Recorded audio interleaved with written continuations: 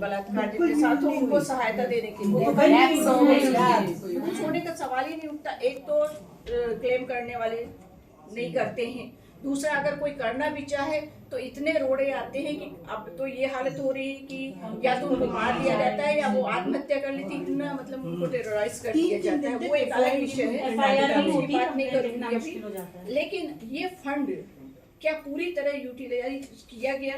अगर किया गया है तो फिर ये माना जाए कि ये बिल्कुल फेलियर है। और दूसरा, अगर यूटिलाइज हुआ है और उसके बाद भी सुरक्षा नहीं मिल पा रही है तो कहीं ना कहीं फंड में भी कमी, व्यवस्था में भी कमी है।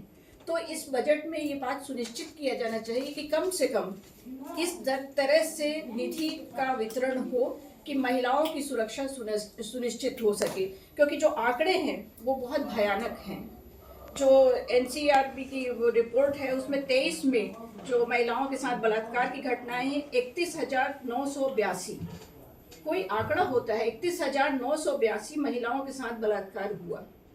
क्या सुरक्षा की व्यवस्था हुई? उस निधि का क्या हुआ जो बजट में तय किया गया था? यानी या तो बजट कम पड़ रहा है या सुरक्षा व्यवस्था कम पड़ रही है। तो ये सारी चीजें इस बजट में सुनिश्चित की जानी चाहिए, क्योंकि वो 21 से 26 तक का बजट जो था वो समाप्त हो रहा है। 26 के बाद ये जो 26-27 का बजट है इससे कुछ नई व्यवस्थाएं शुरू होंगी, तो इस पर ध्यान दिया जाना जरूरी है। तो अच्छा स्वास्थ्य मिले महिलाओं को, आयुष्मान योजनाओं या इस तरह की जो अन्य योजना है उसको थोड़ा सा युवा महिलाओं के साथ साथ जो सीनियर सिटीजन महिलाएं हैं उनको भी ध्यान में रखकर तय किया जाए। जो सहायताएं दी जा रही हैं या आर्थिक रूप से सुदृढ़ता वास्तव में देने हैं महिलाओं को, तो उसमें हर स्तर पर महिलाओं को कुछ न कुछ छूट दिया जाना जरूरी है। क्योंकि ये मान के क्यों चलती है सरकार कि हर महिला नौकरी पेशा होगी या हर महिला काम कोई बिजनेस वाली होगी। अपने देश में बहुत सारी महिलाएं ऐसी हैं जो सिर्फ गृहिणी हैं, जो सिर्फ घर संभालती हैं, उनका कोई अर्निंग का कोई निश्चित साधन नहीं है।